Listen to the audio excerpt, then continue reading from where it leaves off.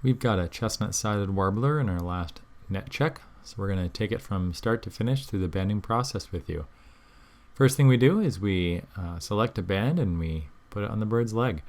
Each one of these strings here that looks like beads on a necklace, these are all a series of bands, and you can see that each one of these necklaces is a different size. And so we select the right size of band depending on the species of bird that we're dealing with. Then we use these specialized pliers to get the band off of the strand, and once it's off the strand, then we put it in the other part of these pliers. That allows us to slip it over the bird's leg and compress and clamp the band down so that it forms a nice tight ring without collapsing over the bird's leg. Here we got the bird band on the leg of this chestnut-sided warbler now. Let's see if this comes into focus for us. There we go. So you can see there's some numbers on that band, and if I rotated that band all the way around, you'd see that there's actually 9 different numbers that make up its 9-digit little bird social security number.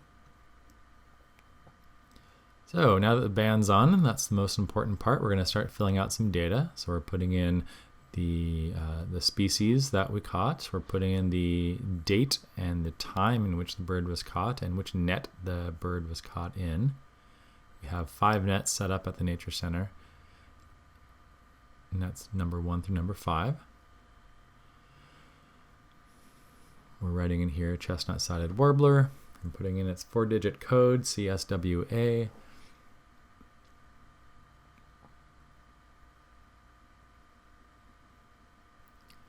Now we're opening up its wings to look at some different features of this bird. The hardest part of the banding process is really getting a sense of how you tell different birds apart in terms of their age and their sex. So we try to figure out whether birds are hatch-year birds, meaning they were born this year, or second-year birds, meaning they were born last year, or after second-year birds, meaning that they were born in years previous. So that's what all this analysis is about right here. You'll see that I'm blowing on this bird right now, and as I blow on that patch right there in the chest, you can see that there's a distinct patch with no feathers on the breast there.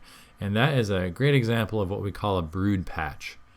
A brood patch is a spot where the bird has actually removed those breast feathers so that it can make direct contact with the eggs. So it can be skin right against the eggs. It keeps the eggs nice and warm. And typically, in most species, it's just the female that has that brood patch. So that tells us that this is a female bird, and also tells us that it's an adult female bird, because a young female bird, if a female chestnut-sided warbler that was born this year would not be of breeding age yet. So that brood patch is pretty diagnostic.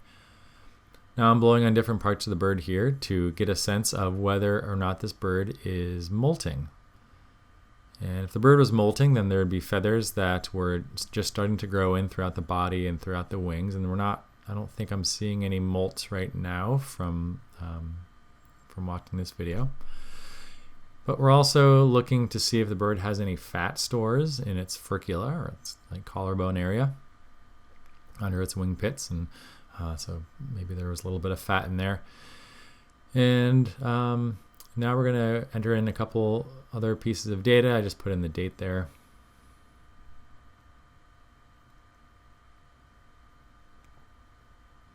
Now what we're doing is we're looking to see whether or not this bird is what I was calling a second-year bird or an after second-year bird.